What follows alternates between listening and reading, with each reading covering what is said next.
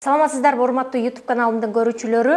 Бүгүн адамдар суранып, ушул кишини чакырып бериңиздер, кыргызды таанып жүрөт, кыргыздын көп жакшы нерселерин айтып жүрөт деп суранышты эле. Кыргыз таануучу жана Бак Дөөлөт коомдук фондунун жетекчиси Мелис Мураталиев мейманда. Саламатсызбы ага? Саламатсыздар. Сизди баягы ушул адам агайдын сабактарынан көбүрөөк уксак деген эң сөз бар болчу. Баягы убакыт сааты бүгүн чыгыптыр. Келип бергениңиз үчүн ыраазычылык билдирем агам. Алгач ошол темабыз нарк. Нарк насил темасына кирели. Нарк деген эмне? Нарк деген бул өтө терең түшүнөт кыргызда. Мен ойлойм, кыргызмын деген сезими бар адамдын баары нарк дегенди түшүнөт негизинен. Бирок эң кызыгы, могу акыркы мезгилдерде биз баягы Советтер Союзунун курамында болдук, андан мурун падышалык Россиянын курамында болдук дегенде, могу акыркы мезгилдерде баягы башка маданияттын таасири менен биздин уңгубузга, тамырыбызга, өзөгүбүзгө бир топ өзгөрүүлөр кирип кетти. Ошол өзгөрүүлөрдүн бири ошо нарк деген түшүнүккө дагы тийбей койгон жок. Тийди да. Мисалы, бүгүн нарк эмне деп сурасаң, өзгөчө могу кийинки муундардан сурасаң, наркты мисалы сөздүктөрдөн издеп карап көрсө эле баа же баалуулук деп эле түшүндүрүп коет да. Бирок андай эмес да. Мисалы, Советтер Союзунун доорунда биз көп угуп калдык бир нерсенин наркы, баасы наркы деген түшүнүк менен бирге окуган да. Мисалы, мына телефонуңдун баасы канча дегенде, телефондун наркы мисалы 10 000 сом дегендей да. Анан ошо нарк дегенди жөн эле баа деген түшүнүк менен, баалуулук деген түшүнүк менен чектеп койду да. Ошону менен биз ошо нарк эмне экенин кийинки муундар өзгөчө алыстап түшүнбөй эле бардыгыз. Нарктын салмагы өтө чоң. Мисалы, кыргызда бир жөнөкөй сөз бар. Кан бийлигинен нарк күчтүү деген сөздү уктуң белең? Кан бийлигинен нарк күчтүү. Ушул макалдын тегерегинде сөз кылсак болот, анан буну эки тараптуу айтсак болот. Биринчиси мындай, тарыхый өңкүнөн караганда ошо кан бийлигинен нарк күчтүү дегенде муну мындай талдасак болот да. Мисалы, кийинки мезгилде биз баягы илимге кайрылып, тарыхты казып, изилдеп, көп нерсе белгилүү болуп атпайбы? Мисалы, бүгүнкү илимге белгилүү болгон маалыматтарга таянганда кыргыз эли өтө байыркы эл деп көп айтып жүрөбүз, бирок аны илимий негиздерге, жүйөлөргө таянганда бүгүн биз кезегинде 5-чи мамлекеттүүлүктүн өмүрүн сүрүп келатабыз. 5-чи. Муну тагыраак айтканда, мына 91-жылы биз эгемендүүлүктү алдык, мамлекет куруп жашап келатабыз. Бүгүнкү тилекке каршы өтө кейиштүү нерсе, бүгүнкү негизги саясатчылардын көбү ушул түшүнүктү бизге эгемендик асмандан келип түштү, бекер келди. Бизде мамлекет куруу тажрыйбабыз болгон эмес, ошон үчүн биз азыр тайсалдап, жаш баладай болуп, эки бутка тура албай, улам бир жарак, эки тарапты, үч тарапты карап, улам бири-бирине ичип, бир оңоло албай атабыз да, кыскасы. Бул бүгүнкү саясий абалыбыз. Бирок бул асмандан түшкөн жок биринчиден, бул бекер келген эмес бул эгемендиктен. Бүгүнкү биздин эгемендиктин, мамлекеттүүлүктүн баасы, эгер мындай салыштырмалуу айта келгенде, 30-жылдарда ушул мамлекеттүүлүктү түптөп кеткен, негизин түптөп кеткен биздин асыл инсандарыбыздын өмүрү. Канча деген адамдардын өмүрү кыйылды 38-жылдары репрессия болгондо. Анын эми атын атасак, мисалы, ошол эле Абдыкерим Сыдыков же болбосо ким? Төрөкул Жанузаков деген, эң алгач Төрөкул Жанузаков деген ысым чыккан. Анан Абдыкерим Сыдыков, анан Иманалы Айдарбеков, анан Абдыкадыр Орозбеков деген инсандар бул эң алгачкы ошо мамлекеттүүлүктүн негизин түптөп кеткен адамдар да. Андан кийинки жаш муундар кийин анан жана Жусуп Абдырахманов, Тыныстанов дегендер алар кийинкилер болду да. Бирок негизи түбү келип ушул бүгүнкү мамлекеттүүлүгүбүздүн негизин түптөп кетти. Мына ошолордун эмгеги болгондо 91-жылы биз эгемендүү өз алдынча мамлекет болмок эмеспиз. Экинчи маселе, бул 5-чиси деп атабыз. Андан ары барсак, акыркы эле мындай эгемендүү өз алдынча эч кимге баш ийбеген мамлекетибиз бул 840-жылдан 925-жылга чейинки улуу кыргыз дөөлөтү деп тарыхта ташка тамга баскандай белгиленип турат. Муну орус окумуштуулар тарабынан дагы өзгөчө баалап, Барталь тарабынан өзгөчө мындай великодержавие деген термин берип атат. Бул экинчиси. Эми ал жөнүндө сөз кылсак өтө көп. Андан мурун Энисел кыргыздардын доорунда Барсбек башында турган алда каганат болгон. Ал 711-жылы ал каганатыбыздан кол жууп атабыз. Мындайча айтканда түрктөр басып Барсбекти өлтүрүп, талкалап кыргыздарды кайра баш ийдирип атат. Ал каганаттын өмүрү кыска болду. 692-94 жылдарында кыймыл аракеттер башталып, так датасы жок, кайсы күнү жарыяланганы. Бирок 711-жылы Барсбекти өлтүргөндөн кийин каганат кайра чачырып кетет. Каганат деген мамлекет, империя. Бул үчүнчүсү болуп атат, бери жактан санаганда. Негизи ортоңуз. Андан мурун биз мына кече жакынкы эле тарыхтан билебиз. Тарых дегенибиз кандай? 2002-жылы биз 2002-жылы белгилүү болду. 2003-жылы биз ООНдун деңгээлинде дүйнөгө жар салып туруп, кыргыз мамлекеттүүлүгүнүн 2200 жылдыгы деп белгилегенбиз. Ал кадимки Кытай жазма булактарында, Шидзи жазууларында жана Сыматсанга таандык болгон Хун императорунун каты болгон. Ошол жерде Мода Шаньюн деп өзүн жарыялап, Хун элдеринин башында ошо Мода деген инсан келип өзүн Шаньюн деп жарыялап, анан Кытайдын императоруна кат жазып атат да. Катында 3 эле сүйлөм, ошол бир сүйлөмүндө баланча мамлекеттер деп туруп, 5 мамлекеттин тизмегин тизип атат да. Ошол эми менин карамагымда деп Кытай императоруна жөнөтүп атат.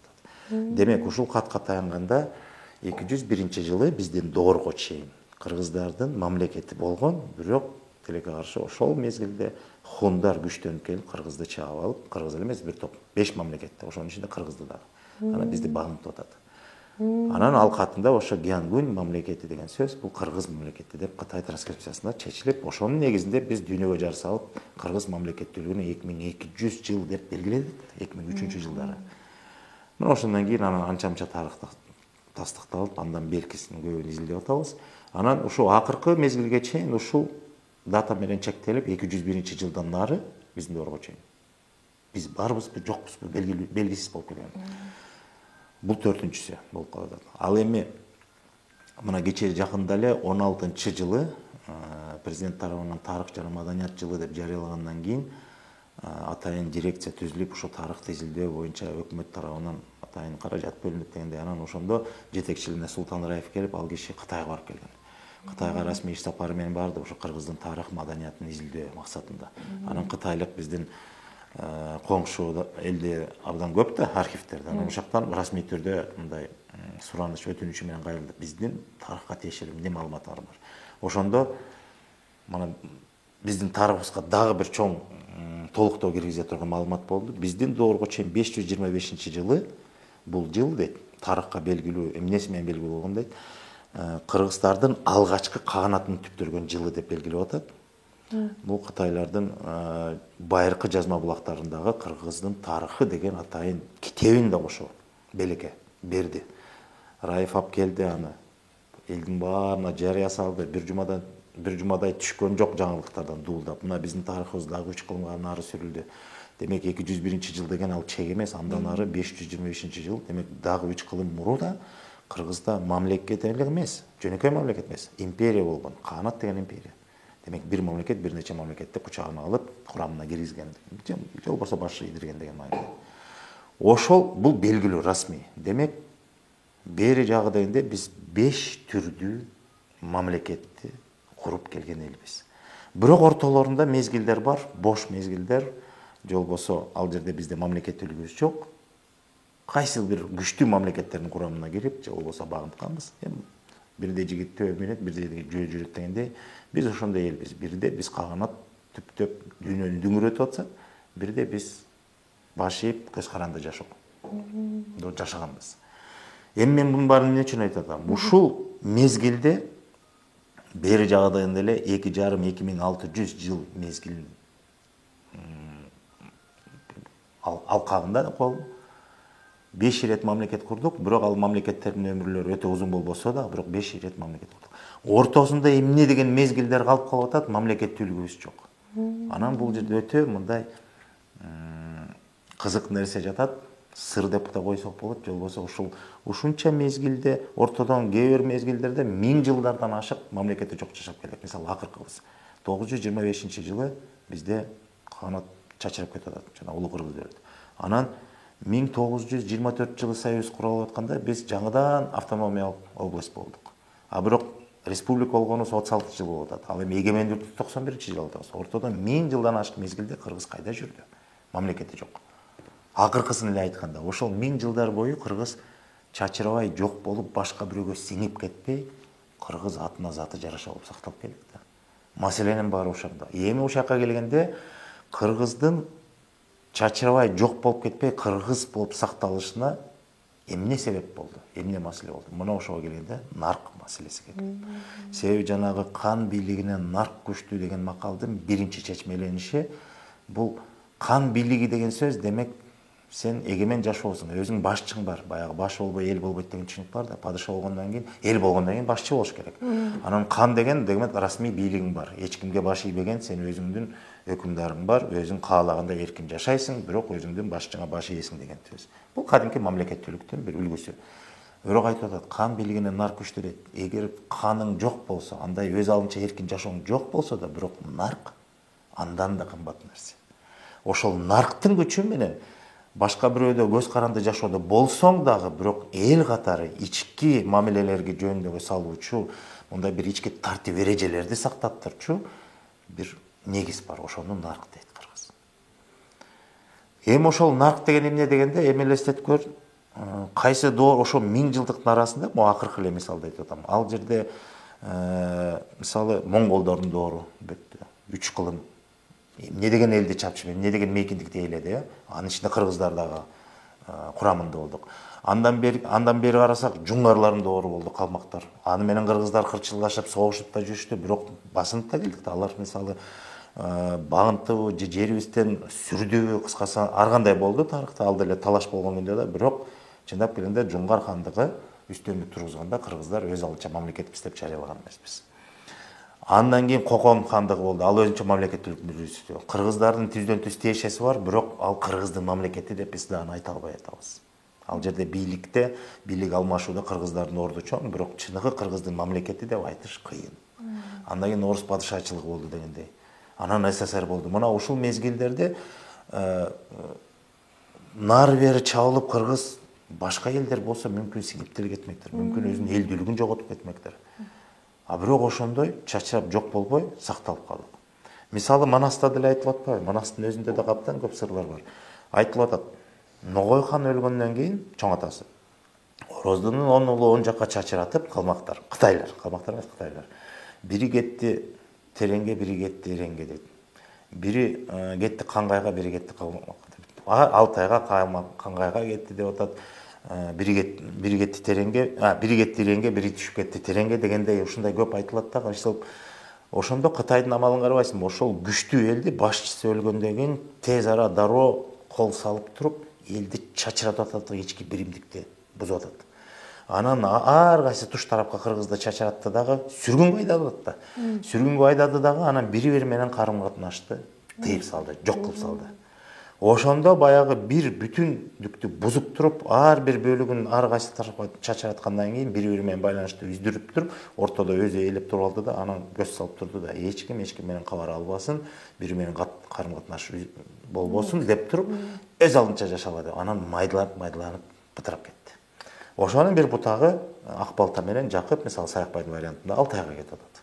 Ошактан анан баш көтөрүп, анан Манас төрөлүп, анан келип кайра Манас жанагы кулалы таптап куш кылдым, курама жийип, журт кылдым деген сөздө мына бул жерде нарктуулуктун бир үлгүсү. Мындай карап көрсө, Манасты азыркы замандын тили менен эми супермен деп койсо, эми жоктон барды кылгандай андай кудурет болгон эмес Манаста. Манастын кылган аракети, кызматы кыргызга ушул куттай болуп, ошону өзүнүн бир чоң таасирин көрсөткөнү, анын касиетин өзгөчөлөгөн эмне дегенде, ал жанагы сөздү чечмелебиз. Курама жийип журт кылды дегенде, ар кошкон элди чогултуп эле бир эл кылган эмес. Эгерде ар кошкон такыр, табияты, өң-түсү, маданияты бөлөк элдер чогултса, эч качан баягы бир казанга кайнабайт дегендейчи. Кыргызда макал бар го, эки кошкордун башы бир казанга кайнабайт деген сөз. Эки бөлөк нерсе эч качан бир болбойт. Эгерде эле ушундай эле теги тамыры бөлөк элди курама жийип туруп анан бир журт кылды десе, анда бир суроо туулат. Эмне үчүн Манас коңшу капталда турган Кытайды кошо бириктирип бир журт кылган жок? Болбойт да. Ате жактан Урумга чейин кеткен, тиги тереңге түшүп кеткен, эреңге чейин кеткендер кайра чогултуп турган бир жыл кылды. Мунун чечмелениş өтө жөнөкөй. Бир тамыры, бир теги, бир маданияты бир болгон элди бирок убагында чачырап, бытырап, өз-өзүнчө болуп, майда болуп бөлүнүп алып, анан бирок тамыры бир да кайра келип турган бириктирип атпайбы? Кыргызда мындай макал бар. Түбү бирге биригет дейт, башы бирге жазылат дейт. Башы бирге жазылат дегенин акыл менен мындай бир келишим болуп туруп, кел бир бололу дегенде, бирок түбүң бир болбосо, бир күн келет байыр ажырап кетесиң. А түбү бирге биригет деген тамырың, өзөгүң тамырың бир болгон соң канча мезгилде ооротсо, кайра калыбына келтирип кайтаруу мүмкүнчүлүк бар дайыма биригет. Манас дагы ошол түбү бирге биригет дегенди көрсөттү. Ошондо орозунун баласы он жакка чачарын кайра бириктирип туруп, бир эл бир журт кылып туруп кайра бириктирип атат. Мына элдүүлүктү кайра калыбына келтирип атат. Анан боштондук алып келип туруп, мамлекет каганатын түптөп атат манастын да. Ошол кайра жок, эми салыштырмалуу жоктон деген эмне? Боштондук жок да. Кайра бар кылып боштондукту алып келип, кайра курама жыйып, журт кылып атат деген сөз эмнени негизинде? Ошо түбү бирге биригет дегенде ошо түп тамырынан бери келаткан бир асыл баалуулуктар бар. Баалуулук дейбизби же бир негиз дейбизби? Мына ошонун өзү нарк. Ошо нарктын негизинде кайра келип туруп биригип туруп, биз бир элбиз, бир тамырдан, бир атанын балдарыбыз деп туруп кайра бириктирип атпайбы? Макулдатып туруп аны. Анан кайра бир ынтымакка, бир интиге чогултуп келип туруп, анан мамлекеттин куруп, боштондук алып келип туруп, кайра ал экени бияктан өлтүрүп, жерин бошотуп атат. Эми бул бир маселе. Экинчи маселе, ошол элдүүлүк деген түшүнүк Кыргызда эң өкүнүчтүү нерсе, бүгүнкү катардагы кыргыздан эл деген эмне деген сөз деп сурасаң, көбү үстүрттөн гана маалымат берет. Мына сага берип коеюн. Эл деп эмнени түшүнөсүң? Эл деген сөз эмне сенин түшүнүгүңдө? Мен деле үстүртөн жооп берем. Мисалы, эмне деп түшүндүрүп аласың? Эл деп кимди айтабыз биз? Адамдардын топтому. Топтом. Улут деп кимди айтабыз? Бир деп өткөндө бир салт санаага баш ийген адамдардын топтому деп коебуз да бүгүн. деп коебуз. Эң кызыгы. Мындай да, улут деген сөз түшүнүк бул кийин келген сөз бизге. Өтө кийинки мезгилде пайда болгон. Себеби улут деген бул илимий негизде жанагы нация, национальность, этнос деген түшүнүктөн улам келип атат. Туура айтып атасың, ал деген өзүнүн салты болуш керек, маданияты болуш керек, тили болуш керек деген сыяктуу да. Ага кошулабыз. Илимий өңүттөн караганда ошол ал бар. Бирок кыргыздын түшүнүгүндө улуттун баары эл боло албайт деген сөз бар. Эмне үчүн дегенде эл деген бул башкача түшүнүк. Сен айткандай адамдардын топтому, улут деле адамдардын топтому. Карап көрсөң, тили, салты, маданияты бир болгон адамдардын топтому улут деп койсок болот. Анан эл деген бул эми народ, масса деп коебуз да. Кыргызда жок, андай эмес. Башка бир сөз бар, калк деген. Мына бул адамдардын топтому, калк сандык көрсөткөчө. Баланчанын калкы, мисалы шаардын калкы, айылдын калкы же мамлекеттин калкы баланча адам деп коебуз. Ал жерде ким кандай, бири-бирин түшүнөбү, түшүнбөйбү, ар кайсы улуттун өкүлдөрү да болушу мүмкүн, бирок ал бир калк болуп эсептелет. Бир жерде тургундар катары. Ал эми эл деген бул өзүнчө тутум. Тутум дегенибиз азыркы замандын тили менен айтканда система. Мисалы, эл же болбосо элдүүлүк дегенде бул коомдук түзүлүшү бар, ирет, катар, тартиби бар, өз ара бири-бирине болгон алака катышы же болбосо мамилелери жөнгө салынган өзүнүн бир белгилүү тартиби бар. Анан ошол эле убакта башы бар. Башы болбой эл болбойт деген демек жетекчиси бар. Бул тутум кадимки. Азыркы замандын тили менен айтканда мамлекеттүүлүк дегендин эле өзү. Мамлекет деген деле кечек эле сөз да. Кыргызда эл деген сөз мамлекет же болбосо өзү бир тутумга келген, бир башка баш ийген, бир тартипке баш ийген, өз ара катыш мамилеси же болбосо баягы мамилелери жөнгө салына турган бир тартиби бар да. Тутумду эл дейт. Ошон үчүн эл деген сөз катышкан макалдарды карап көрчү. Макалдардын бир жыйын топтомдору бар го, карап көрсөң эл деген сөз катышкан макалдардын саны өтө көп. Эр жигит эл четинде жол бетинде, эр энеден төрөлөт да эл үчүн өлөт. Көп эле мисалы жерин сүйбөсө эл болбойт, элин сүйбөсө эр болбойт дегендей кете берет да, анан баш болбой эл болбойт, эл болбойт. Же болбосо эл башчысы оң болсо эл бактысы зор болот дегендей карасаң, ушунун баары эмнеден кабар алат? Эл деген бул бир тутум. Демек кайсы бир деңгээлде бул ошол жанагы мамлекеттүүлүк деген эле маңыз. Бирок мамлекет десе биз бүгүндө түшүнүп атабыз, бул эгемен жашап, эч кимге баш ийбей, өз каалаган жашооңду баягы каалагандай жашайсың деген түшүнүктө азыркы талапта. Илгерки убакта эгер өз алдынча эгемен болбосоң да, бирөөнүн баягы кысмагында болсоң да, бирөөнүн курамында болсоң да, бирок элдүүлүк деген түшүнүк ошол өзүңө келгенде ички тартип эрежең өзүңдүкү менен сактала берет. Ошону менен сен бири бириң менен болгон мамилеңди үзбөйсүң. Бири бириге болгон урмат сый мамилеңди, жанагы ички тартип, жанагы баш деп атпайбызбы, башчы. Мисалы башчы десе, жалпы элдин башында падыша хан турат деп койсок, хан деп коелу. Андан берки тутум да бар да, мисалы мына эл дегенде бул тутум дегенде уруучулук негизде мындай деп түшүндүрүлөт. Эл 3 канаттан турат кыргызда. Оң, сол, ичкилик канат деп коебуз. Ар бир канат уруулардан түзүлөт. Ар бир уруу уруктардан түзүлөт. Ар бир урук тукумдан түзүлөт. Ар бир тукумда тукум бир нече үй бүлөдөн түзүлөт. Бир тууган үй бүлөлөрдөн. Мына сенин үй бүлөң бар, менин үй бүлөм бар. Менин бир тууганымдын үй бүлөсү бар. Сенин бир тууганыңдын үй бүлөсү бар. Сен ошондо бир тууган үй бүлөлөр биригип туруп бир тукумда түзсөңөр, биздин да бир тууган үй бүлөлөр биригип бир тукумду түзөт. Бир тууган тукумдар келип туруп бир урукка биригет, бир тууган уруктар урууну түзөт, уруулар биригип туруп бир канатты түзөт, анан элди түзөт атпайбызбы? Бул коомдук түзүлүш, иерархия, структура. Анан ар бир тукумдан баштап урук уруунун башчылары болгон.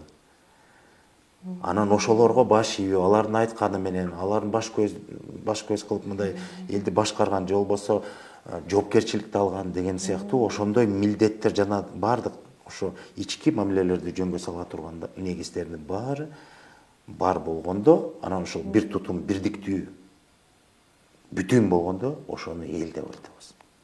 Элди эл кылып турган эми башкы суроого келебиз. Элди эл кылып турган эмне? Ошол нарк. Нарк деген ошол коомдун ичинде, элдин ичинде бири-бири менен болгон карым-катнаш, мамилелерди жөнгө салуучу, тартипти орнотчу, бир ирээттүүлүктү, ырааттуулукту камсыз кылчу, бүтүндүктү сактатчу, ошонун бир жашоосун камсыз кылчу, өлгө берчү тутум.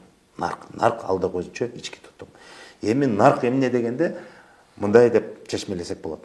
Экинчи маселеси кан бийлигинен нарк күчтүү деген макаланын экинчи жагын айтып атабыз. Биринчи жагын жана айттык, эгерде бийлигиң жок же болбосо бирөөгө көз каранды болгон күндө да бирок ошол ички биримдикти сактатуучу, ошол тутумду сактай турган нерсе нарк болот атпайбы? Көз каранды жашоодо болсоң да бирок наркыңды сактайсың дегенде. Экинчи маселеси кан бийлигинен нарк күчтүү дегенде бул мындай чечмеленет. Падыша болгон күндө дагы ал эмненин негизинде элин башкарат? Эмненин негизинде элине кызмат кылат? Эмненин негизинде элге камкор болот? Жана башка деген суроо туурат. Бүгүнкү түшүнүктө мына бүгүн биз мамлекети бар элбиз, Мамлекетибиздин башчысы президент деп атабыз. Президент эмнеге таянып иш кылат? Өзүнүн бийлигин, өкүмүн эмнеге таянып чыгарат? Суроо. Ошол конституция. Баш мыйзамга деп коет. Мамлекеттин эң туу чокусунда ошо мамлекет деген тутумдун жашашына же болбосо ага негиз бере турган эң баш мыйзам конституция дейт. Президент дагы ага баш ийет. Бул логикалык нерсе. Бизде эле эмес, бүтүн мамлекеттердин баарында, дүйнөдө. Кыргыздын түшүнүгүндө кан бийлигинен нарк күчтүү дегенде элдин башына келген падыша да ошо наркка баш ийет. Ошо нарктын негизинде элди башкарат. Нарктын негизинде бир чечим кабыл болот. Нарктын негизинде бир талаш тартыш маселе болсо ошону жөнгө салат деген нерсе да. Эми ошол нарк деген эмне дегенде бул кайсы бир белгилүү тартип, эреже, негиздердин бир топтому десек болот. Баалуулуктар да бар анын ичинде. Ошонун топтому. Анан маселе мындай. Баш мыйзамды ким жазат мамлекетте? Депутаттар. Жок, депутаттар эмес. Депутаттар мыйзам жазат. Баш мыйзамды эми депутаттар десек болот, же болбосо тиешелүү адистер деп коелу. Аны жөнгө салып, аны текшерип, анын иштешин мындай көзөмөлү болуп турган конституциялык палата деген түшүнүк бар. Мисалы, тиешелүү органдар бар. Кыскасы адамдар белгилүү авторлору бар десек болот. Азыркы түшүнүк менен айтканда. Баланча мыйзамдын автору түкүнчө деп айтып атпайбызбы?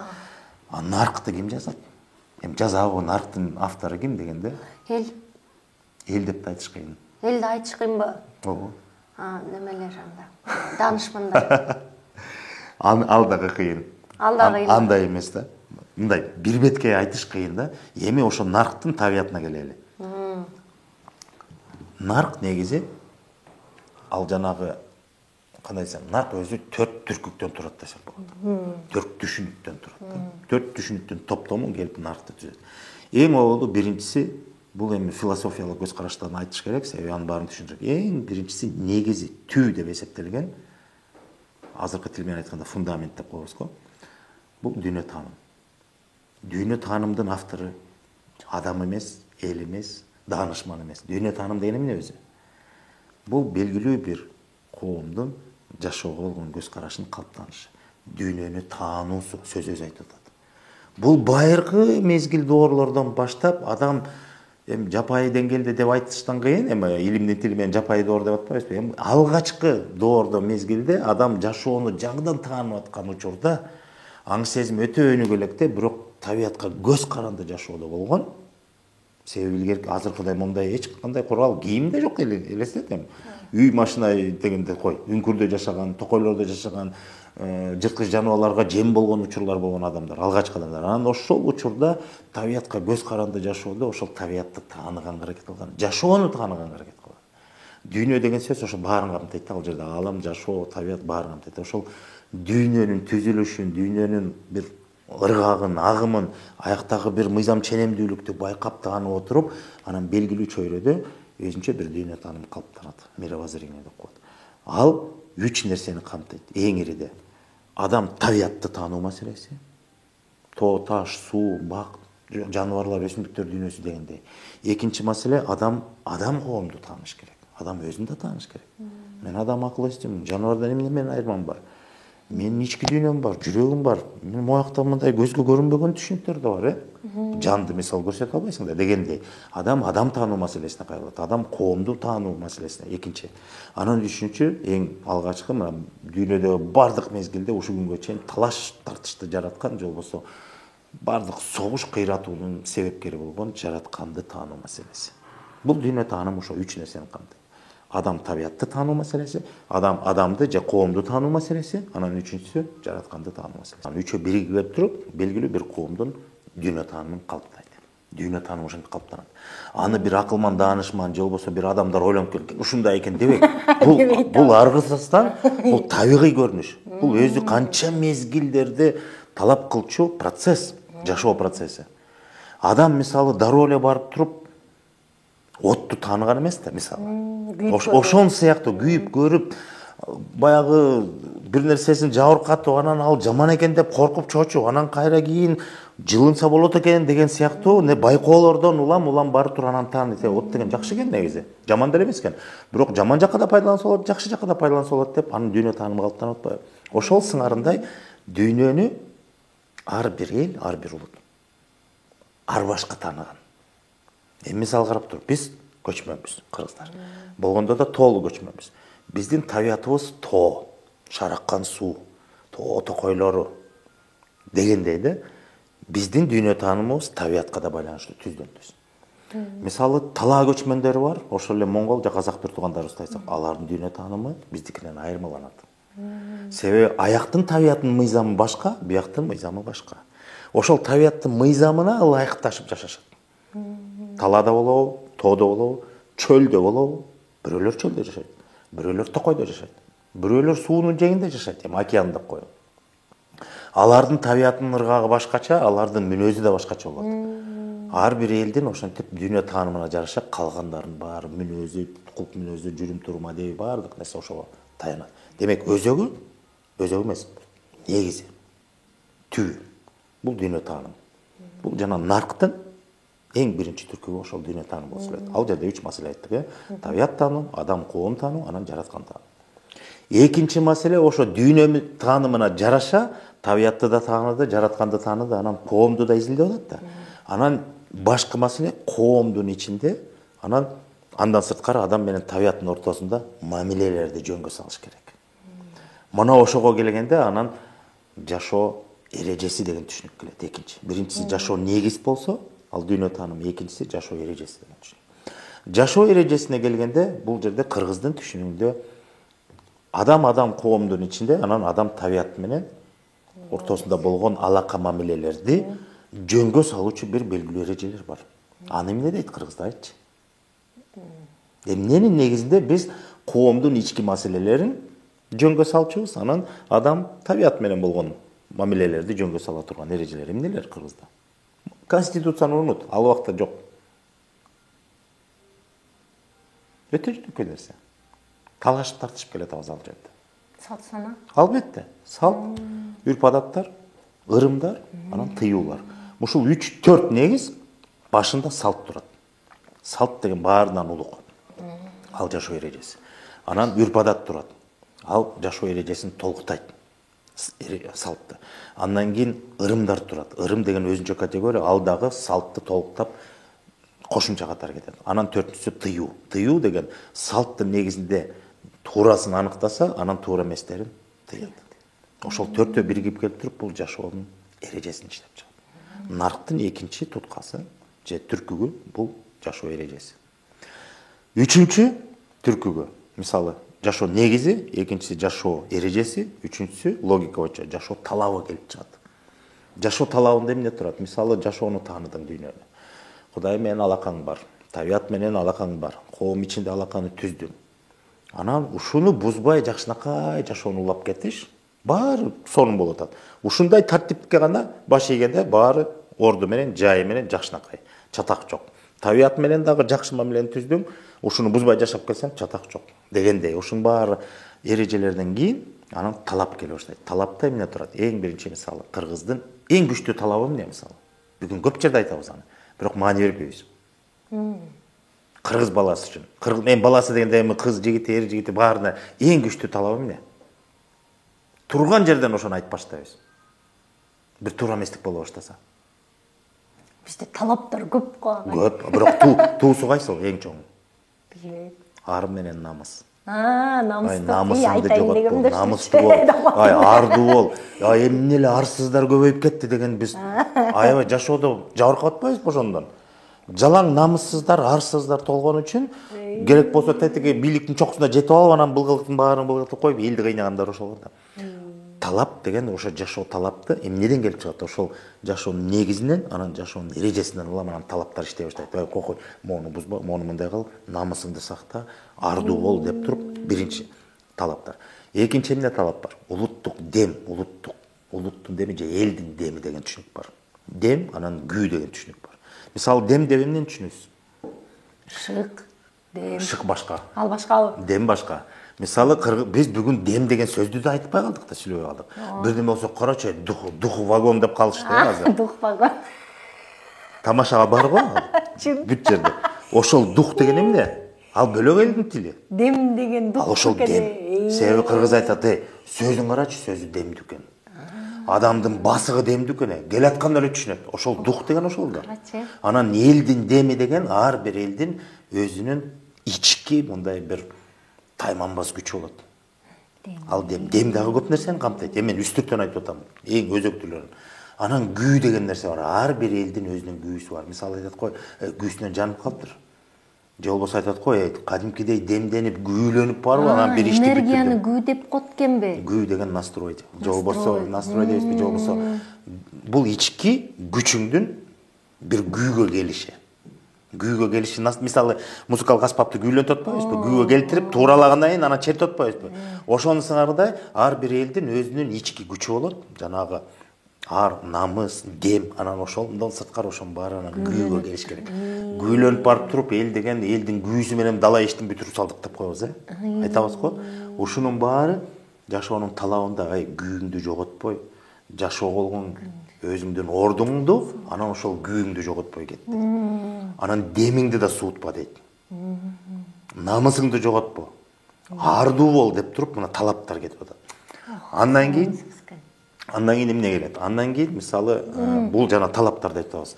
Андан кийин улуттук деген сөздү кошуп койгончу, улуттук деген бул кийинки эле сөз да, элдик тарбия деген сөз бар. Тарбия деген маселе бар. Тарбия дегенде бүгүнкү тил менен айтканда этнопедагогика деп атабыз. Себеби жанагыл нерсенин баарын элестет, мисалы, дүйнө таанымдан баштап, табият менен мамилең мындай болуш керек. Коом менен мамилең мындай, жаратканды ушинтип тааныйт деп, анан ошонун ички эрежелери, жанагы салт, каадасы бар, үрп адаты бар, ырымы бар, тыюусунун баары, ошонун баарын билди да. Адам жашоодон ошонун баарын муктаждап, ошонун баарын сүңгүп, түшүнүп, ошону тутуп жашап, анан бирок кийинки муундар төрөлгөндө ошонун баарын өткөртпөш керек да. Түшүндүрүп. Ошону тарбия дейт. Бул талап.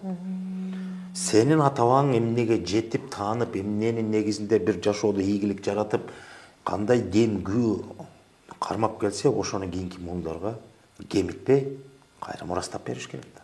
Бул дагы талап. Бул жанагы нерсе, тарбия.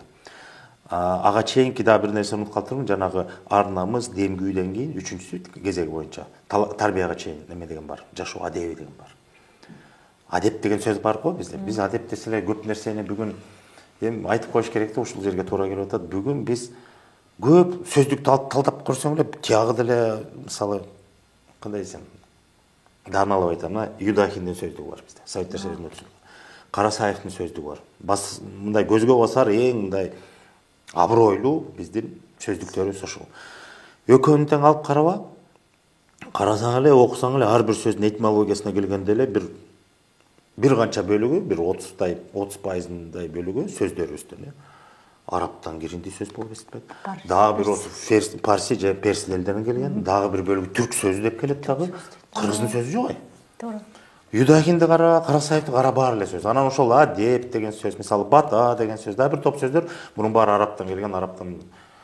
Анан болгондо дагы ислам менен же дин менен байланыштырат да. Мен ушул жерге келгенде бир аз талаш жаратпай эле коеюн, бирок бир эле логиканы айткым келип атат. Миңдеген жылдарды каратканда жана мен айтып атам, 5-чи мамлекеттүүлүктүн кезегин өткөрүп атабыз азыр. 5-чи мамлекет. Ортодон не деген мезгилдер өттү.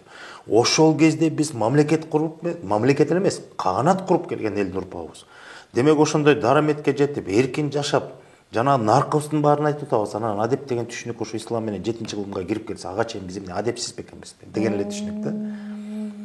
Анан эми кеп анда эмес, мен айтайын дегеним ошо жашоо адеби деген түшүнүк кыргыздын түшүнүгүндө орусча жакшы айтылат. Это нравственность деп коет, же нрава дейт.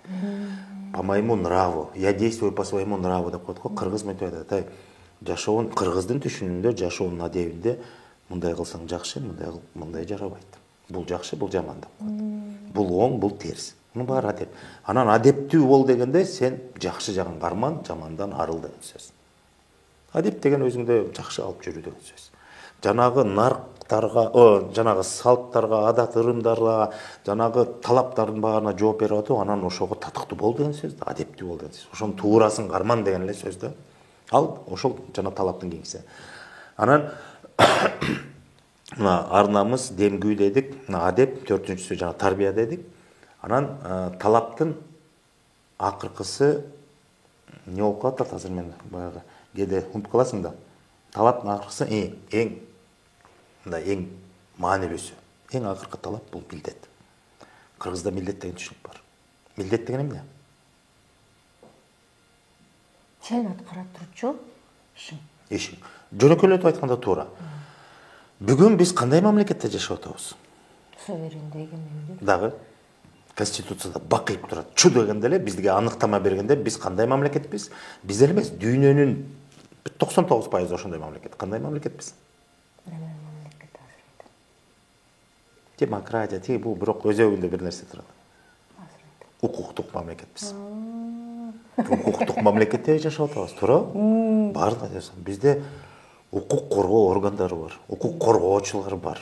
Укук, адамдын укугун көкөлөтүп алдык. Элди унуттук. Адамдын укугу кой. Бир кылмышкер болсо да, эми ал адамды, анын укугун коргойбуз деп, аны кызыл килем төшөп туруп самолетке учурбайдык, качырып жибердик кылмышкерди. А элдин намысы кайда калды?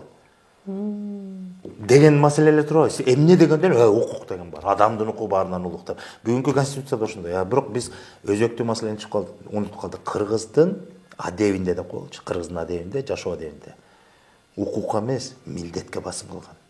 Сен милдетиңди туура аткар. Милдетиңди аткарсаң эле, туура так аткарсаң, сенин укугуңду эч ким тебелебейт. Басымды милдетке коюңуз. Кандай милдеттин түрлөрү бар? Мисалы жөнөкөй эле, ар бир адам бир эле учурда бир нече милдетти аткарууга тийиш кыргыздын түшүнүгүндө. Мисалы мен өзүмдү айтайын. Мен бирөөгө баламын. Балалык милдетимди унутпашым керек. Качан болбосом дагы, ата-энем бар болсо, ата-энем көзү өтүп кетсе да, бирок балалык милдет деген түшүнүк бар. Экинчи, мен бирөөгө ага инимин. Туурабы? Агалык, инелик милдетимди такай аткарышым керек. Унутуп калбашым керек. Үчүнчүдөн, мен бирөөгө атамын. Аталык милдетим бар, күйөөлүк милдетим бар. Түшүнөсүң? деген сыяктуу. Андан сырткары мен бирөөгө кудамын, бирөөгө тайкемин, бирөөгө жээмин, бирөөгө бөлөмүн, бирөөгө досмун, жана башка жана башка. Демек кыргыздын жана коомунда биринчи жөнөкөй тутумундагы сен тууганчылыктын негиздеги байланыш тутумундагы ээлеген ордуң бар да. Ошого жараша аткарылчу иштериң бар. Ошону милдетти. Ошол талап. Сен бир жакка барсаң, бирөөгө тайже болуп барасың. Тайежелик милдетиңди аткарышың керек. Бир жерден өзүңдүн жардамың болобу, салымың болобу, сөзүң болобу, же болбосо өзүңдүн каадыңды көрсөтүп коюш. Ал дагы милдетке жатат. Бир жакка барсаң сен кудача болосуң, бир жакка барсаң сен кудагый болосуң. Бирөөнө сен жубайсың, бирөөнүн энесисиң, бирөөнүн кызысың, туурабы? Ошого жараша ошол кыргыздын түшүнүндө жашоодо бир эле учурда көп милдетти тең алып жүрүш керек. Ошонун өзү талап. Эгер кыргыз бүгүн ошону түшүнсөчү, биз бири-бирибиз менен укук талашпай, өзүбүздүн милдетибизди так аткарсак эле болду, баардыгы жайына келе түшөт. Биздин конституциянын башында эле жазылып турат. Басымды эмне койдук? Биз укуктук мамлекетпиз, адамдын укугун туу тутабыз деп туруп, анан бийликти бөлүштүргөндө окуп атабыз. Президенттин ыйгарым укугу. Жогорку кеңештин ыйгарым укугу деп атабыз. Соттордун ыйгарым укук, алар буга укукту милдетти качан көтөрөбүз? Президент баланчага милдеттүү деп баса белгилеп койсок эмне бир жерибиз кемип калабы? Жок, биз укукту айтабыз. Ал укукту. Ал тигини жумуштан кетирген укукту, ал буну жумушка алганга укукту. Укук. Басым анда эмес да, басым милдет аткарчу ишиңде. Сен могуну туура кылчы. Сен туура кишини дайындачы. Мына ошол да. Милдетке басым кылыш керек. Илгери ошондой болчу. Ал талап болчу. Бүгүн анын көбү унутулду. Түшүнүктүү, бул талаптар. Бул жана нарк деген 4 түркүктөн турат деп атпайбызбы? Бири жашоо негизи, аны айттык, дүйнө тааным. Жашоо эрежеси бул салт, үрп-адаттар, ырымдар, тыюулар. Анан үчүнчүсү жашоо талабы дедик. Жашоо талабы дегенде бул жанагы нерсе: ар, намыс, дем, күү, жашоо эдеби, тарбия, анан милдет. Анан төртүнчүсү келет. Төртүнчү түркүгү бул жашоонун мүдөөсү деп койсок болот, бир сөз менен айтканда. Жашоо көркү деп коет да. Негизи жашоо көркү түшүнүктүү болуш үчүн ал жашоонун мүдөөсү. Эмне үчүн? Кандайча дегенде, жанагы негизде бар дүйнө тааным. Ошонун негизде жашоо эрежесин баарын аткарып атасың. Талаптарга жооп берип атасың. Ошонун баарын аткарып келсең эле сенин жашооң өзү көркүнө келе түшөт. Жашоо көркүнө дегенде эмне дегенде сөз? Биринчиден дөөлөттүү мамлекет. Ынтымакта, биримдикте ар тараптуу, жечиккен, ийгиликтүү мамлекет. Дөөлөттүү мамлекет деген ошол да. Ошондой мезгил болгон бизде. Мисалы, улуу кыргыз дөөлөтү деген сөз ошондой мезгилге жеткенбиз. Ал тарыхта калган башка мамлекеттүүлүктөрдөн эң бир чоң айырмасы кыргыз дөөлөтү, улуу кыргыз дөөлөтүнүн түптөлүшүндө, пайда болушунда, анан жашоосунда өзүнүн бир артыкчылыгы менен башкалардан айырмаланат. Эмнеси менен дегенде, улуу кыргыз дөөлөтүнүн учурунда жер кеңейген, бирок кыргыз эч кимди басып алган эмес. Бирөөгө курал көтөрүп, бирөөнүн канын төгүп, бирөөнү баш ийдирген эмес. А бирок сырткы дүйнөгө Европанын жарымын чыгыш бөлүгүн. Анан могу ортоңку мейкиндикти толугу менен Борбордук Азиядан баштап түндүк мейкиндикти, жанагы түштүк Сибирь, Минусинск котловинасы деп коет, ошонун баарын. Эмне деген чоң аймакты улуу кыргыз дөөлөтү деп карталарда турат, бүгүнкү күндө расмий карталарда турат. Ушунун баарын кыргыз баш ийдирүү деген суроо болот да, бир да тарыхчы айта элек, айта албайт. Кыргыз бирөөнү бар баш ийдирди, багынтты деп. Болгон эмес андай. Болгону кыргыз өзүнүн жеринде, мекенинде, өзүнүн мамлекетин курду дагы, анан башкаларга өрнөк болду, үлгү болду. Анан мынтип айтылат, Бартель жазып атпайбы, эмне үчүн великодержавие деген илимий терминди ыйгарып атат кыргыздарга. Себеби мынтип атат, кыргыздар мамлекет курууда өзгөчө үлгүлүккө жеткен дагы ошол өрнөгүн башка кыргыз менен тектеш, анан коңшу жашаган элдер, мамлекеттер өз ыктыяры менен кыргыз деген аталышты өзүнүн аталышы менен кошуп айтышкан дейт. Ошентип кыргыз этноними полиэтнонимге айланды деп атпайбы. Аны түшүндүрүш үчүн мындай. Демек, кумуктар бар болсо, алар учурунда биз кумук кыргыздарыбыз деп аталган. Ошол эле уйгурлар болсо, биз уйгур кыргыздарыбыз деген. Бирөөлөр биз хазар кыргыздарыбыз, бирөөлөр биз булкар кыргыздарыбыз деп аталып, ушу кыргыз деген аталыш кеңейип, Европанын жарымына чейин деп атпаймынбы, биягы ушул аймак баягы эле. Борбордук Азиядан баштап тиги Алтай, Байкөлгө чейин, Байкалга чейин. Ушул эме тияна деле барбы кыргыз, бияна деле барбы кыргыз, сырткы дүйнөчө. Мисалы, арабтар бар, дагы бирөөлөр бар. Рим турат. Алар үчүн тиягына деле барсаң кыргыз, биягына деле барсаң кыргыз. Мунун баары кыргыздын жери турбайт деп алар ушинтип кабылдаган. Бирок ал жерде ар бир элдер өз алдынча өз мамлекети менен тартиби менен жашаган, болгону кыргыз деген ата алышты, өздөрүнө ыйгарышкан. Өз эрки менен. Өз эрки менен. Кыргыз аларды бийлеген эмес. Тескерисинче булар кыргыздын мамлекетинде тартипти көрүп, ошону үйрөнүп, өздөрүнө ошону өздөштүрүшкөн. Эми тартипке келели. Эмне үчүн дөөлөт, эмне үчүн великодержавие? Кытайдын Сун династиясына таандык болгон жазма булактарында жазылып турат. Ошо улуу кыргыз дөөлөтүнүн учурунда кыргыздарда темирдей бекем тартип орногондагы 3 нерсе өлүм жазасына кабылган. Калган нерсесинин баарын булар кун төлөө менен чечишкен экен. 3 нерсени айтат. Биринчиси эле бул уурлук дейт. Бирөөнүн мүлкүн, малынбы, бир оокатын урдайбы, бүттү. Өлүм жазасы, башы кыйылат экен. Экинчиси эки сөздүүлүк дейт. Калп ушак. Калп айттыңбы, ушак айттыңбы, айткан сөзүңө турбай калдыңбы, башың кыйылат экен. Карачы. Үчүнчүсү чыккынчылык. Чыккынчылык бул жаман, бул бардык элдерде турат. Бирөө сөзүңө турбай сатып кеткен, тиги бул деп аркасынан койгон дегендей, ошол 3 нерсе өлүм жазасына кабылган. Калган нерсенин баары кун төлөө менен чечилген. Адам адамды өлтүрсө да кун төлөп кутулуп кетчүкөн. Калп айттыңбы, өлүм жазасы. Уурдадыңбы, өлүм жазасы. Чыккынчы кылдыңбы, өлүм жазасы. Эми карап тур, кытайлар таң калып жазып атат. Кыргыздар ошол 3 нерсеге барган адамдын башын кыйып тим болбостон дейт. Ошол кыйылган баш сүйөктү ошол адамдын, кылмыш жасаган адамдын калп айттыбы, же болбосо уурдадыбы, ошонун атасынын мойнуна илет деп. Атасы өмүр өткүчөктү өзү карган болсо дагы, ошол кылмыш кылган баласынын баш сүйөгүн мойнунан алганга укугу болгон эмес дейт. Мына тартип. Эми суроо туулат. Бүгүнкүлөргө айтсаң, бүгүнкү гумандуу жашоодо жашап аткан гумандуу адам мынтип айтат. Бул мыкаачылык. Эмне үчүн баласы үчүн атасы жооп бериш керек дейт. Бүгүн биздин мыйзамда ошондой. Белгилүү чекке чейин ата балага жооп берет, андан кийин ата балага жооп бербейт. 18-ге толдуңбу, өзүнчө адам болду, өзүнөн сура дейт. Бала ата үчүн да жооп бербейт. Илгеркиде андай эмес болчу. Кыргыздын түшүнүгүндө жана адебинде деп атабыз. Бул талабында ушунун баары турат да. Бунун баары нарк болуп атпайбы? Ушу наркында эмне турат? Бул жашоого адам жаралдыбы, төрөлдүбү? Ошол төрөлгөн адамга, ымыркайга өмүр өткүчөктү бир гана адам милдеткер, жоопкер. Атасы.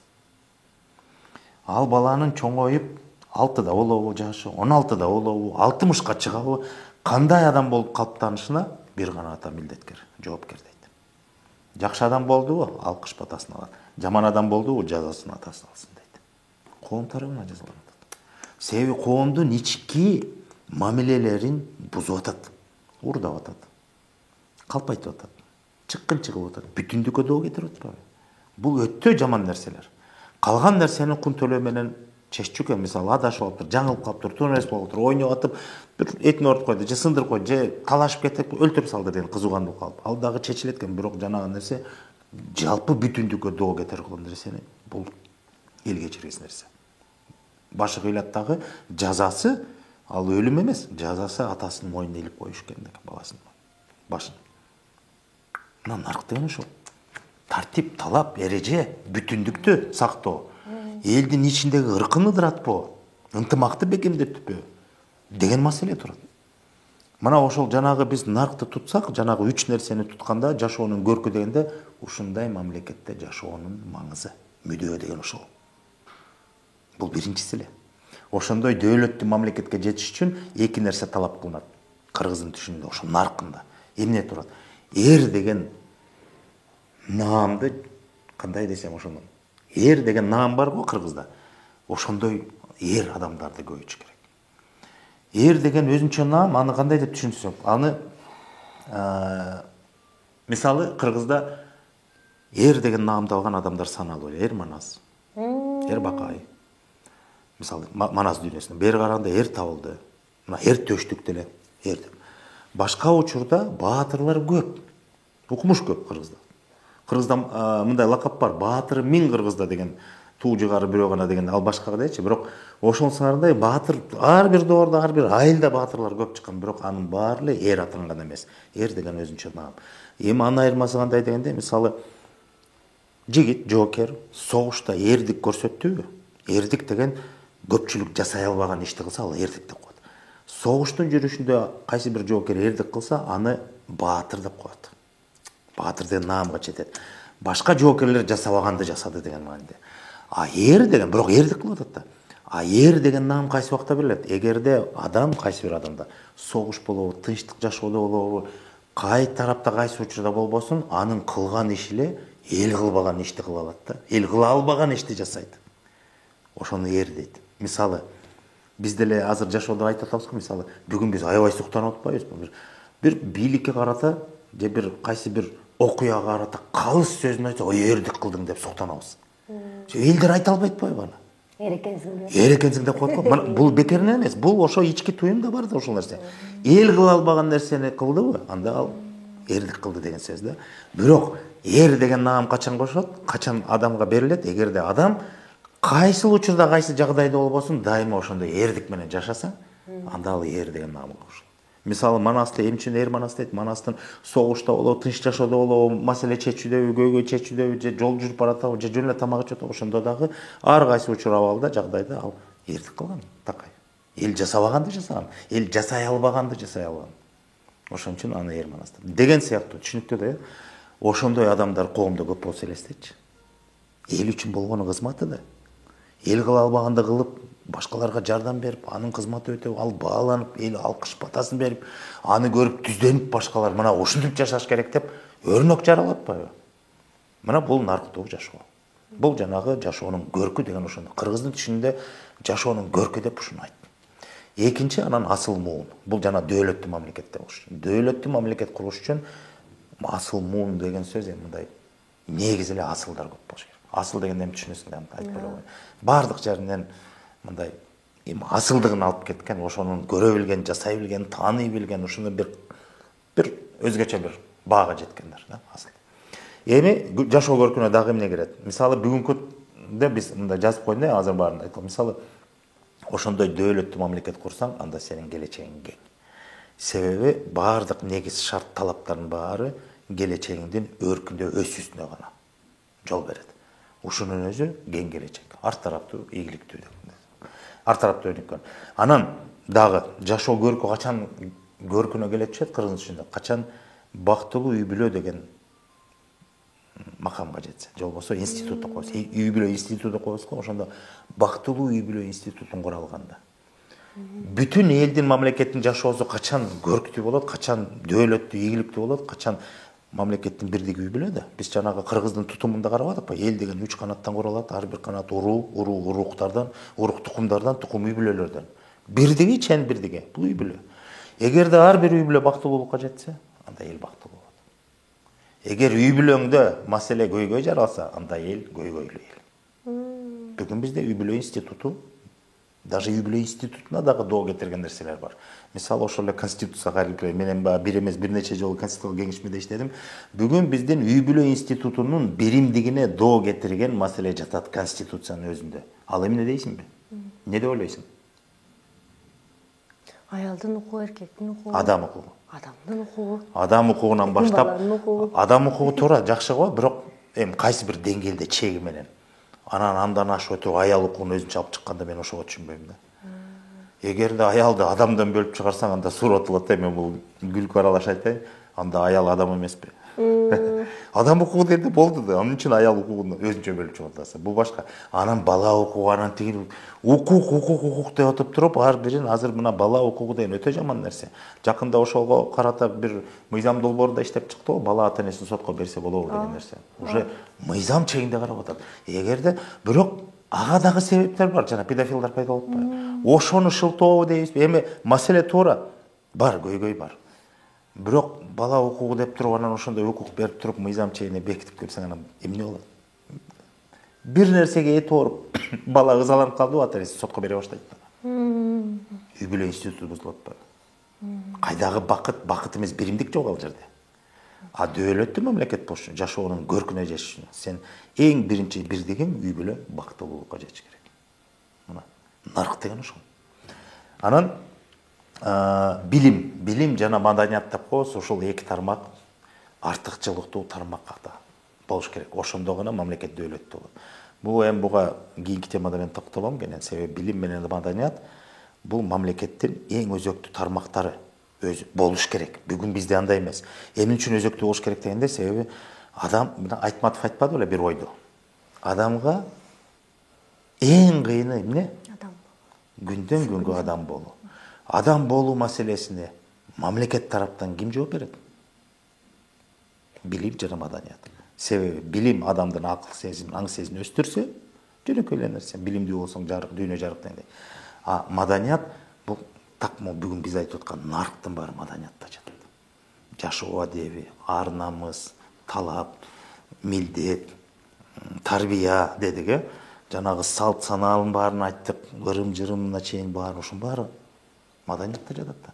Бүгүн маданият министрлиги эмне менен алектенип атат? Өзүң айтчы, мына сен маданият өкүлүсүң. Эмне кылып атасыңар силер? Мен эми сынчы эмесмин, бирок ала кушту атынан аташ керек да. Бүгүн маданият министрлиги мамлекеттик тармак катары шаан шөкөт оюн зоок менен алектенип атат.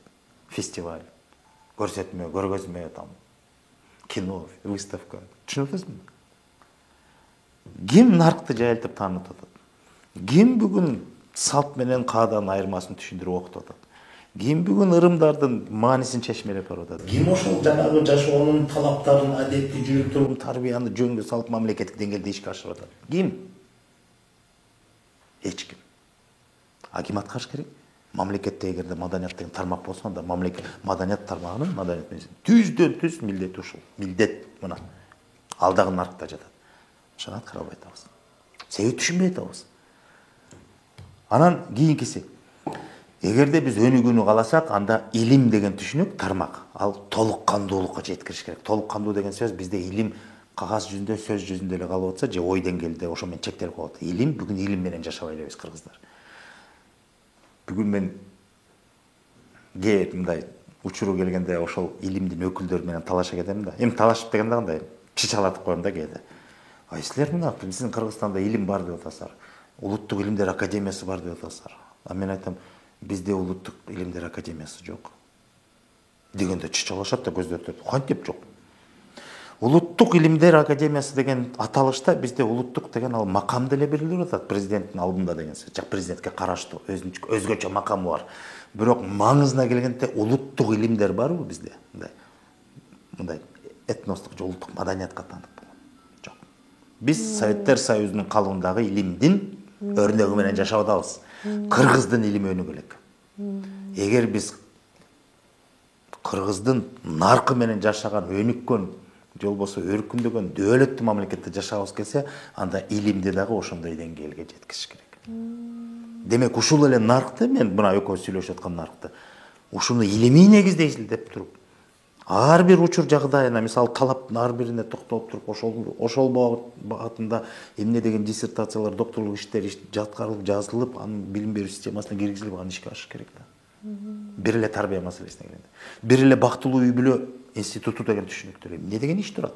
Аны илимий негизде иш алып чыгыш керек. Бирдей илим буга жооп бере албайт. Буга эмес, башкасына деле жооп бере албайт.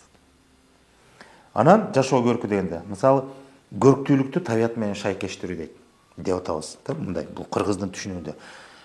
Мурунку жашоодо кыргыздар табиятка кол салып, бузуп, мындай жашаган баардык нерсе адамга тиешелүү болгон жашоонугу табияттын көрктүүлүгү менен шайкеш болгон. Боз үйдү карачы. Жөнөкөй эле, турак жайыбыз. Жана башка баардык нерсе биринчиден азыркы замандын тили менен айтканда экологиялык таза деп коебузбу. Анан экинчи маселе, бүгүн биз табиятыбызды эмне кылдык? Талкалап бүтпөдүкпү? Мөңгүбүз азайып атат, сууларыбыз булганып атат, таштанды, каяка барбасаң бүт жердин баары таштанды, абабыз ышка толду. Кай жерин карабасаң мамайдын көрү дегендей да. Кадимки эле мамай келип чаап кеткенден кийинки эле көрүнүш болуп атат да, тынчтык заманда. Табиятка ошондой кор мамиле кылдык биз өзүбүз. Анан кайдагы өнүккөн мамлекет деп атабыз. Демек, ушунун баары эмнеден кетип атат? Себеби биз жана нарктуулукта жаткан жана дүйнө таанымы негизде адам менен табияттын ортосундагы мамилелерди жөнгө салган ага тиешелүү салттар бар. Ага тиешелүү көп нерсе бар. Көбүнесе анан үрп адаттардагы табият менен адамдын ортосундагы мамилени жөнгө салчу нерселер. Ал жакта жатат. Анан эң акыркысы, кыргыз Бүгүн ал нерсени өзөк катарга, өзөк эмес, ал нерсени бекем кармайбыз, бирок орду менен эмес да, орунсуз кармайбыз. Акыркы маселе жашоонун көркүндөй эмне кирет? Сый. Сый мамиле. Бүгүн биз ашкере сыйкорбуз, бирок көп учурда ал сыйыбыз, сый көрсөтүп атабыз деген түшүнүгүбүз, ал ысырапкорчулукка, ал керек болсо убалга да алып барып атат. Ашкере сый. Сый деген андай эмес. Сый мамиле баардык жагдай шарттарда жашоодо улууга, күчүгө дегендей, ишке сый, сөзгө сый дегендей да, ушул нерсени ордун жоготуп койдук. Сый деген түшүнүк бар, бирок орунсуз болуп атат. Бүгүн конокту сыйлап атабыз. Жөнөкөй эле мисал айтайын. Бүгүн чоң талашка түшкөн маселе ошондон улам жана президенттик указ чыгарып атпайбы? Мал сойбогула, жылкы сойбогула деп. Кой келген элди кантип сыйлабай кетебиз деген сөз. Сый анда болбош керек, сый башкада. Сый деген урмат, ызат, жанагы нерсенин баары орду менен болуш керек. Мисалы, жөнөкөй мисал айтайынчы. Бүгүн кыргыздын бир каадасы бизге түшүнүк мындай каада экенин билбегени көп, анын баарын кыргыздын салты деп коет. Мисалы, түштөнүү маселеси бар. Бүгүн бирөө Кудага барат. Бишкекте мисалы нарынга барсын. Өзгөчө нарындыктар эми жаман көрбөгүлө нарындыктар, бирок биз ошону нарындан көп көрүп атабыз. Бул боло турган иш. Нарынга сый болуп барсаң, Куда болуп барсаң, бир күндө 10 койдун башын жейсиң. Түштөнүү деп коет. Достору чыкты, агасы турду, кошунасы чыкты, дагы кудасы чыкты. Ой, силер Куда экенсиңер, биз эски кудабыз, силер жаңы кудасыздар. Биз түштөнүп коелу деп 10 саат деп коелучу. 12 сааттык конок каадасында сен 10 койду жеп атасың саат сайын. Бул эмне? Бул сый эмес. Бул убал. Биринчиден коноктун өзүнө убал. Сен аны кыйнап атасың. Ал жей албайт анчаны баарын. Экинчиден малга убал. Ысырапкорчулук анан убал. Себеби андай муктаждык жок. Эми бул атабадан бери келет. Буну эч ким ойлоп тапкан эмес. Бул илгертен бери келген. Ооба, илгертен келген каада болчу, бирок бүгүн ал каада эмес, бүгүн ал убалга кетип атат, ысырапкорчулукка кетип атат. Илгеркисин түшүндүрөйүн. Каадасы болгон орду менен кандай? Ал сый, ал каада, ал орду менен болгон. Мисалы, илгери айтып коелук, мисалы, Баткенден Атбашыга келди кудалар. Канча күн жол жүрүп келди деп ойлойсуң? Илгерки жашоодо. Эмне менен келет? Ат араба менен келет, же ат менен келет, канча убакытта келет? Бир жума. Бир 4-5 күндө жол жүрүп келет. Мына Кудага келип түштү дегенде анан албетте ал даже минип келген атындагы сууту аны өзүнчө анын да кароосун, багуусун да карайт да. Ал да бир канча күндө араң калыбына келет. Анан келген Кудагыңды бүгүн келди, бир түн өтүп эртеси давай жакшы бар дей албайсың да. Жок дегенде бир эргитип, бир 2-3 күндө салдырасың да. Жол жүрүп келди да, Анан 3-4 күн жүргөндө эми жөнөкөй адам катарда тамак ич керек да, Жөн эле 3 мал тамак ич керек.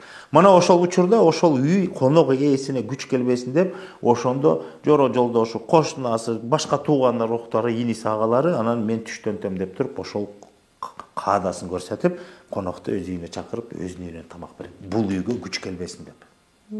Ошону каада дейт. Анан бул ысырап эмес, бул муктаждык. Себеби ага тамак бериш керек. Анан 3-4 күн жүрсө, 3-4 жолу башка үйдөн сый көрөт. Бул сый, бул каада, бул орунду. А бүгүн андай муктаждык жок, 3 күн Кудаңды тоскондой. Бир күн тостуң, эртеси узаттың, болду. Бир күн тоскондон кийин бир күндө 3 мал тамак жесең, 3 мал тамак тарта болду да. Ким кыйнап атат сени 10 жолу койсай?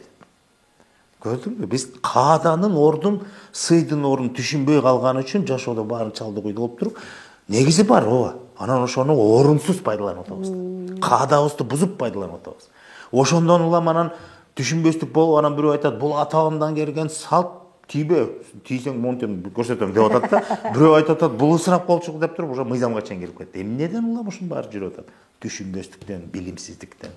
Эгер наркты тереңинен түшүнүп, ордорду менен ийне жибине чейин жиликте бар бирөөнү түшүндүрүп, окутуп таанытсаң, маселе болбойт. Мына ошонун баары биригип келип туруп, жана 4 негиз биригип келип туруп, наркты түшүндүрөт. Эми карап турсаң, кан бийлигинен нарк күчтүү. Кыргыз падыша болобу, бий болобу, эгер анын кылык жоругу кылган иши наркка туура келбейби, уруу ойнобойт аны. Эсептешпейт аны менен. Падыша болсоң өзүңө падышасың деп туруп, кыргыздын адебинде, кыргыздын наркында жок нерсени жасап атасың да. Эсептешпейм деп койчу. Бүгүн да бар Кыргызда ошо. Бүгүн эмне үчүн биз бийликти сыйлабай калдык? эгерде бийлик элдин наркына туура келбеген нерсени жасаса, эл кабыл албайт бийликти. Эсептешпейт, койчу, өзүңө бийликсиң деп коет. Бүгүн да көрүп атпайбызбы? Бул адамдын элдин аң сезимде түпкүрүндө турган сезим, аны ачык так даанасын айта албайт, түшүндүрө албайт, бирок ошого жетеленип атат дагы деле. Демек көрөнгө уютку жогобу элек. Болгону ошону кайра жандандырып, ордорду менен түшүндүрүп, таанытып, анан ошону кайра туттуртуп алсак эле, Көөртүп чыгарып алабыз. болду, маселе болбойт. Сон Нарк деген ушул. аябай сон түшүндүрүп бердиңиз. Бүгүнкү негизи эле ушул программабыздын мааниси түпкүлүгү ошо көрөнгөнү көөртүү. Ошого салым кошуп атканыңызга үчүн элдин атынан терең ыраазычылык билдирем агам. Буюрса, урматтуу YouTube каналым көрүүчүлөрү, бул биринчи гана программабыз. Алдыда да кызыктуу программаларыбыз бар Мелис ага менен. Кызыгуу менен көрөсүздөр жана сиз кызыккан суроолорго комментарий калтырасыздар деген ойдомун. Келип бергениңиз үчүн ыраазымын агам. Ал эми YouTube каналга катталганды унутпаңыздар. Кайрадан көрүшкөнчө сак саламатта.